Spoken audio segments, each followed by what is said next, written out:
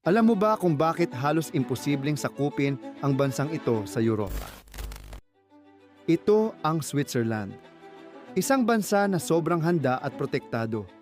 Kaya't nanatili itong walang kinalaman sa karamihan ng mga digmaan sa kasaysayan. Pero ano nga ba ang sikreto nila? Una, ang lokasyon ng Switzerland ay parang isang natural na kuta. Napapalibutan ito ng mga matataas na bundok ng Alps at kakaunti lang ang mga daan papasok. Matatarik ang mga daan, kaya mahirap talunin, lalo na ng mga tangke o malalaking hukbo. Bago pa man sila makapasok, tiyak na makikita o mapipigilan na sila. Noong ika-20 siglo, nagtayo pa ang Switzerland ng tinatawag na National Redoubt, isang napakalawak na sistema ng depensa na may mga bunkers, tunnels at mga nakatagong armas na nakabaon sa bundok.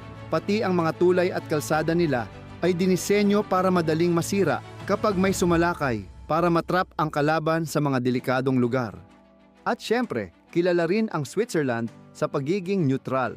Noong World War I at II, habang naglalabanan ang Germany, France, Britain at Soviet Union, nanatili ang Switzerland na hindi kumampi sa kahit sino. Kahit pinalibutan na sila ng mga bansang sinakop ng Germany, hindi sila ginalaw. Hanggang ngayon, nananatili silang ligtas at tahimik.